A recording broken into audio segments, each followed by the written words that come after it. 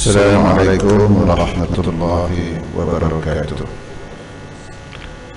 إن الحمد لله نحمده ونستعينه ونستغفره ونعوذ بالله من شرور أنفسنا ومن سيئات أعمالنا. من يهده الله فلا مضل له ومن يضلل فلا هادي له.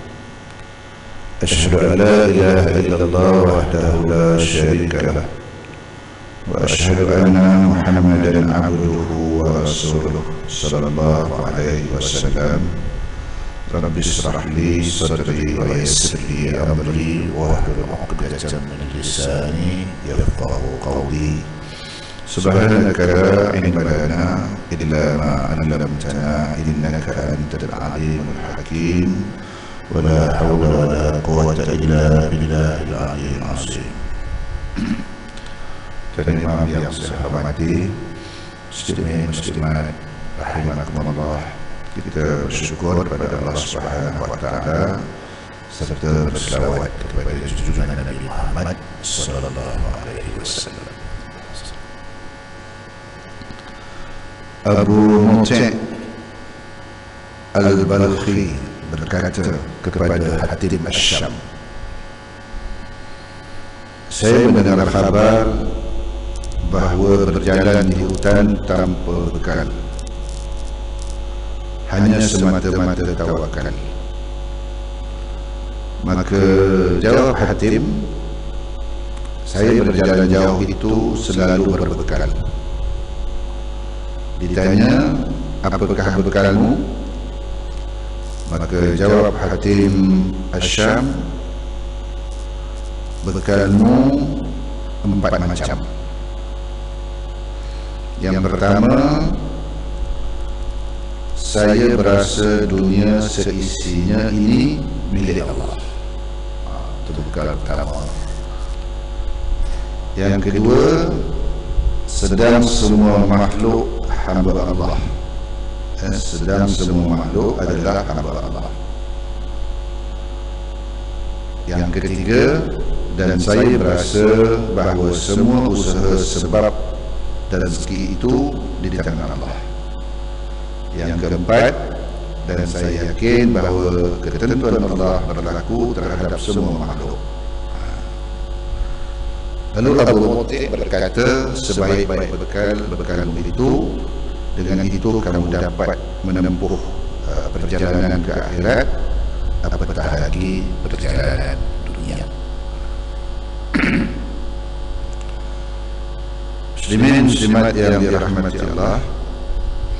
Jadi Hatim Asyam, Hatim Asyam ini juga tuan-tuan adalah sahabat yang mengatakan apabila dalam solat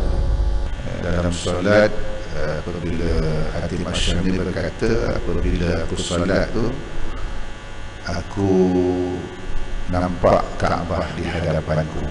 Dia yang berkata, Kaabah di hadapan, surga di sebelah kanan, neraka di sebelah kiri.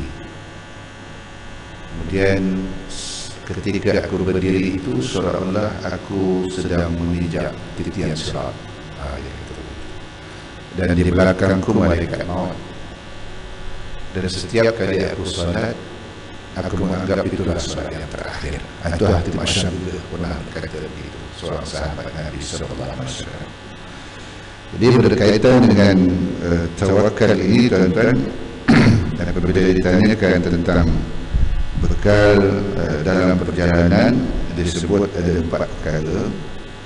Yang pertama, saya berasa dunia ini dan seisinya adalah milik Allah.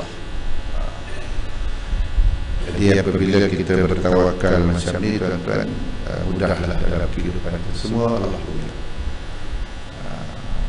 Usahakan apa yang kita sendiri pun bukan kita punya. Diri kita sendiri ini adalah pinjaman daripada Allah SWT kepada diri kita. Maknanya mata pinjaman, telinga pinjaman, mulut pinjaman, tangan pinjaman, Semua apa yang ada pada tubuh badan kita ini Allah pinjamkan untuk sementara kepada kita, tuan-tuan. Dan Allah ambil secara langsung, mata kita diambil kabur dah. Perlulah kena jaga mata nak baca. Ada setengah tu telinga pun dah ambil dah, pendengaran tadi ambil. Tarik pelan-pelan sehingga terpaksa guna alat bantuan untuk mendengar perkataan orang.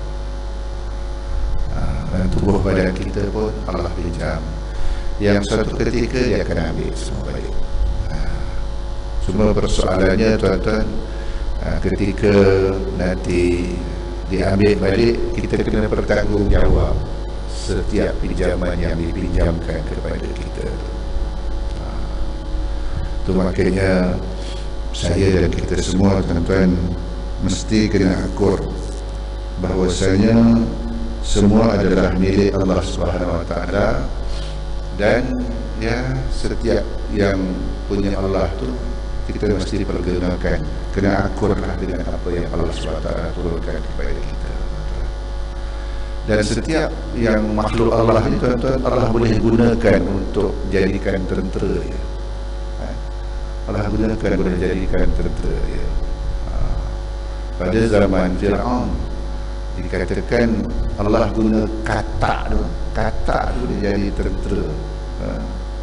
Katak pada zaman Fir'aun tu disebutkan di dalam Al-Quran. Dia kata, Fir'aun kata apa yang katak boleh buat. Tapi dikatakan pada zaman Fir'aun tu cakap aja dia katak masuk mulut. Cakap dia katak masuk mulut. Katak jadi tentera Allah Subhanahu Wa Taala pada zaman Fir'aun.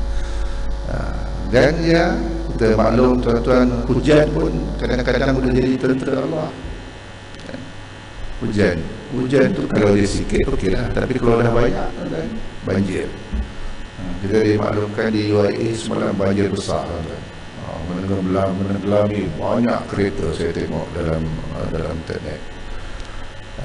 Tapi ada punca dia. Saya dipahamkan tengok pada paginya ada sekumpulan cendekiawan mendengar orang yang menolak hukum Allah Subhanahu Wa Taala. Maknanya Allah dah nampak kan, tuan-tuan.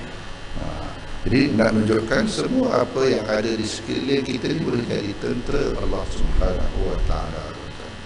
Tidak hujan kalau dia sikit, tapi kalau dah banyak dia akan mendatangkan banjir dan sebagainya, tuan-tuan. Jadi maka itu saya mesti yakin bahawa dunia dan seisinya ini adalah milik Allah, dan Allah boleh pada bila-bila masa sahaja, tuan-tuan, untuk jadikan apa yang di sekeliling kita ini untuk menjadi tentera dia.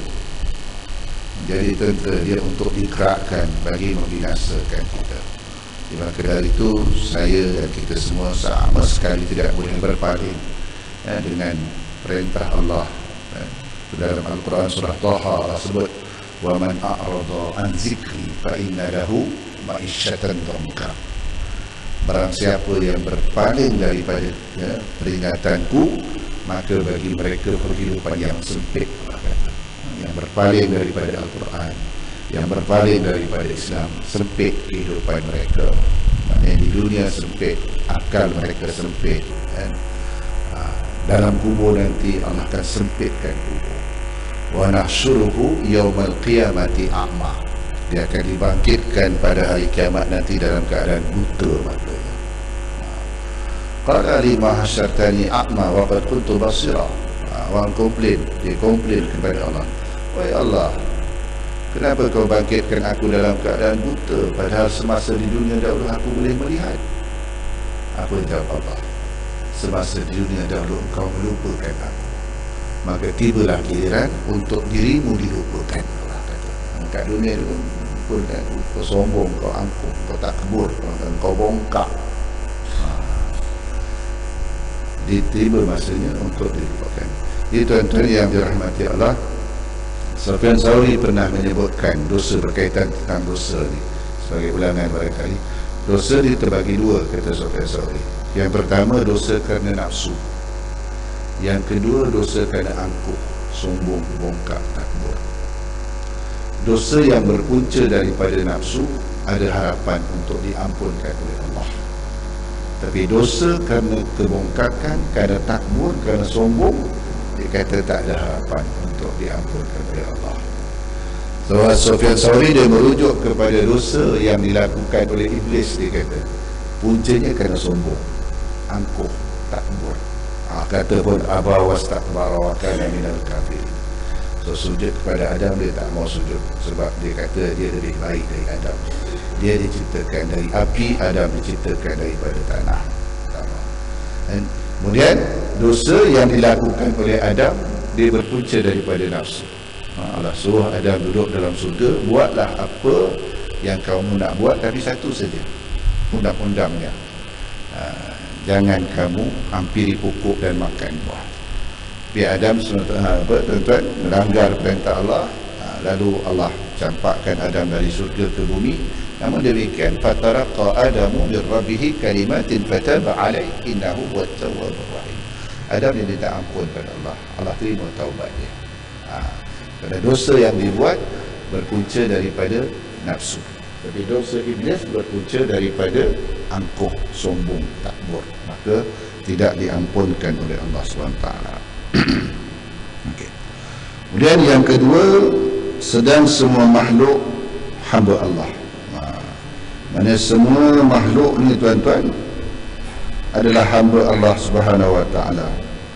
Terus saya katakan tadi, kerana semua makhluk ni hamba Allah, maka bila-bila masa saja apabila Allah gerakkan dia untuk menjadi bala tenteranya, dia akan menjadi bala tentera Allah Subhanahu Wa Taala. Dan oleh kerana semua makhluk ni ada hamba Allah, semua makhluk ni sebenarnya tuan-tuan dia berzikir, dia bertasbih, dia bertakbir kepada Allah. Cuma cara takbir, cara tasbih dia kita tak tahulah tuan-tuan, kan?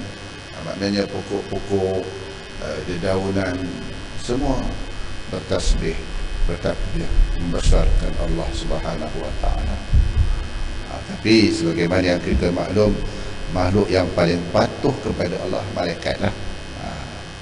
Malaikat di atas petala langit sana tuan-tuan, dikatakan sedemikian luasnya langit itu tuan-tuan, yang 7 lapis langit itu, Rasulullah kata tak ada seluas ini pun tempat yang kosong, di mana semuanya dipenuhi oleh malaikat yang sujud kepada Allah. Tak ada seluas ni pun tuan-tuan, di atas langit sana tempat yang kosong yang tidak diisi oleh malaikat-malaikat yang sujud kepada Allah Subhanahu Wa Taala. Itu makanya tuan-tuan, Allah Subhanahu Wa Taala ni seluruh makhluk kalangan manusia dan jin tunduk patuh kepada dia. Dia tak menambah pangkat kekuasaan Allah sedikit pun. Seluruh makhluk manusia dan jin pakat-pakat derhaka kepada dia. Dia langsung tidak mengurangi kekuasaan, keagungan Allah Subhanahu Wa Taala. Itu makanya dari itu Al-Quran sebut kita buat baik untuk diri kita sendiri, kita buat dosa untuk diri kita juga sendiri. Bagi Allah SWT, dia dan kita yang sebenarnya perlukan kepada ketaatan, kepatuhan kepada Allah, sebab keredaan Allah tu kepada orang yang tunduk dan patuh taat kepada dia. Kemudian yang ketiga, kata Hatim Asyam, dan saya berasa bahawa semua usaha, sebab dan rezeki itu adalah di tangan Allah. Ini nak cerita tentang tawakal lah tuan-tuan, kan? Maknanya sebagai manusia kita hanya berusaha. Ada orang tu berompas pulas tuan-tuan, dari pagi sampai petang dapat RM30 je. Tapi ada hamba Allah tu sign sikit je tuan, berjuta-juta dia dapat tuan-tuan. Dengan telefon je dia dapat berjuta-juta tuan. Itu makanya tuan-tuan yang dirahmati Allah, itu disebutkan tadi, semuanya rezeki ini sebab itu di tangan Allah. Tapi kita sebagai manusia kena berusaha lah. Berusaha itu sebagai sunatullah, kan? Sunatullah yang sebab apa? Yang bulat, pepatah mengatakan yang bulat tak datang bergolek, yang pipih tak datang merayang. Maknanya semuanya diusahakan, kan? Dan maka itu tuan ada satu satu cerita tentang sunatullah ini tuan-tuan. Perbezaan antara seorang Islam dengan seorang non-Islam melakukan pekerjaan. Tahulah, saya analogikan orang non-Islam ni namanya acong. Orang Islam ni namanya atan. Maaflah kalau ada yang nama atan sini. Acong dia tanam tomato. Apabila dia tanam tomato, tuan-tuan, dia cari tanah yang digemburkan tanah dulu. Dibersihkan kawasan. Kemudian dia cari benih yang bagus, benih tomato yang bagus, tanam. Dah tanam, dia pun siram, patut bagi baja, patut bagi racun serangga, acong, dia tanam tomato. Atan tadi pun tanam tomato juga, tuan. Tapi dia tak cari tanah yang subur, suka tidak tanam. Benihnya pun benih yang tidak yang penting ada benih tanam. Kemudian dia tak siram, dia tak siam, dia tak bagi baja, tak bagi racun. Agak-agak buah tomato siapa yang buah?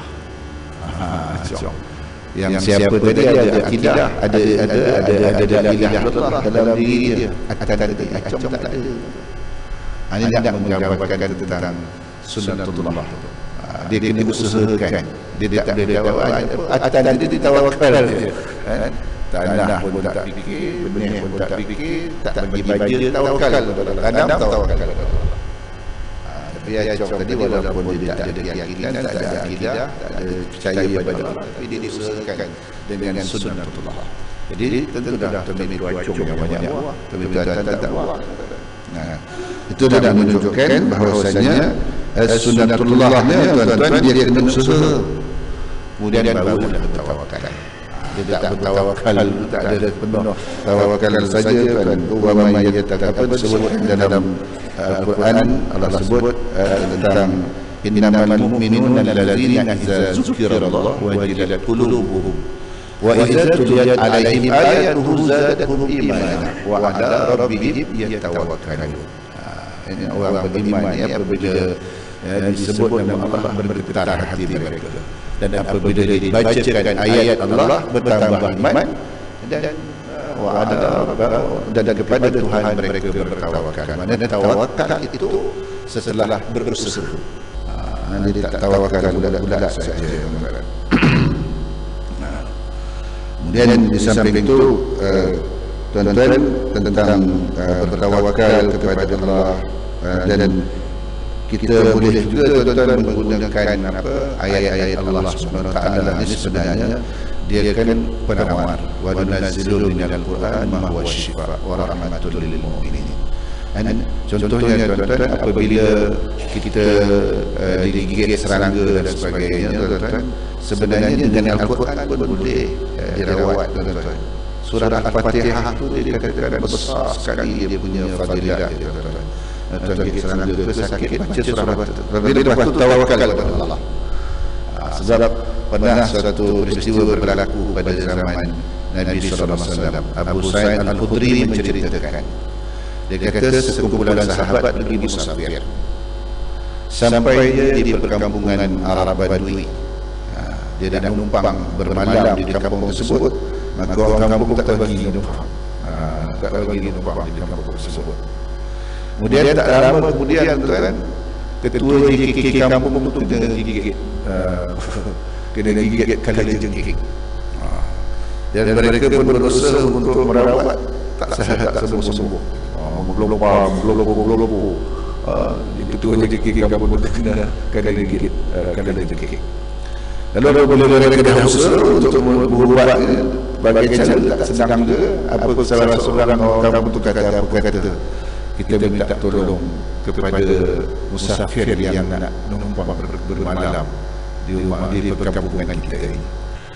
Maka seorang pergilah jumpa dengan sahabat-sahabat Nabi ini, tuan-tuan. Dia kata ketua JKK kami kena gigit kala jengking. Ada tak salah seorang di antara kamu yang boleh merawatnya? Kata seorang tu boleh. Tapi satu syarat lah dia kata. Tadi kami nak numpang ke kamu tak bagi dia kata. Syaratnya kamu mesti bagi upah kepada kami. Maka pergilah dia jumpa dengan ketua kampung tu kan. Kemudian dia baca surah Al-Fatihah. Baca surah Al-Fatihah ni hembuskan. Serta merta sembuh. Kemudian sebagaimana janji awal, mereka bayarlah upah dengan upah beberapa ekor kambing. Jadi kata sahabat-sahabat ni, kita bagilah kambing ni kata. Kalau 10 ekor kita bagi 1 ekor lah. Kata yang tukang baca Fatihah itu dulu dia kata. Kita tanya kepada Rasulullah SAW dahulu, balik ke Madinah, tanya dulu, kata boleh ke tidak kita ambil kambing dia kata. Maka Rasulullah SAW pun diberitahu, mana kamu tahu baca Fatihah? Rasulullah kata benar, apa yang kamu lakukan itu benar. Rasulullah kata bagilah kambing itu antara kamu, dan aku pun bagi bagian aku juga. Dia saya ceritakan apa yang Rasulullah sebut macam itu, Rasulullah tersenyum. Jangan lupa bagian aku. Rasulullah kata macam itu. Ini nak menunjukkan tuan-tuan, maknanya gunakan ayat Quran boleh untuk merawat, tapi lepas itu tawakal kepada Allah Subhanahu Wa Taala. Sebab penyakit itu datang daripada Allah, tuan-tuan. Allah yang menyembuhkan. Maknanya apa saja yang kita buat itu adalah sebagai usaha ya. Allah yang menyembuhkan. Itu tauhid akidah yang paling tinggi yang perlu ada pada diri saya, yang pada diri kita semua kan. Apa saja Allah Subhanahu Wa Taala yang maha kuasa menyembuhkan dan sebagainya. Kemudian yang keempat, dan saya yakin bahawa ketentuan Allah berlaku terhadap semua makhluk. Ketentuan Allah berlaku, anta turid wa ana urid thumma lam yakun ila ma urid. Dalam hadis qudsi Allah berfirman, kamu bermaksud, aku juga berkehendak, tapi kehendakmu tidak berlaku. Allah kata maksud aku juga yang terjadi, keinginanku juga yang berlaku. Jadi kita bermaksud, Allah bermaksud kan, tapi kehendak kita itu dia tergantung kepada Allah Subhanahu Wa Taala. Dalam hadis qudsi Allah sebutkan, Allah berfirman, Rasulullah SAW bersabda, jadi semua ketentuan Allah berlaku terhadap semua makhluk. Dan apabila Allah menginginkan sesuatu pun fayakun, jadi maka jadilah ia. Jadi kita manusia hanya berusaha, dan kadang-kadang kita kata kita boleh, akhirnya kita hanya mampu berkata la haula wala quwwata illa billahil aliyyil azim. Jadi Abu Muti berkata, sebaik-baik bekalmu itu, dengan itu kamu dapat menempuh perjalanan ke akhirat, apatah lagi perjalanan dunia. Maknanya dengan 4 perkara yang dikatakan oleh Hatim Asyam ini tuan-tuan adalah bekalan yang baik untuk kita di dunia, dan juga ia merupakan bekalan yang baik untuk kita nanti di akhirat insya-Allah. Okey, saya sebut saja sebagai renungan pada pagi ini. Mudah-mudahan ada manfaatnya untuk saya dan kita semua. Kita tengok dengan tasbih, kafarah dan surat As. Subhanakallahumma wa bihamdika asyhadu an la ilaha illa anta astaghfiruka wa atubu ilaik. Bismillahirrahmanirrahim. Wal 'ashr innal insana lafi khusr illa alladhina amanu wa 'amilus shalihat wa tawassaw bil haqq wa tawassaw bis sabr. Bila taufiq wal hidayah. Assalamualaikum warahmatullahi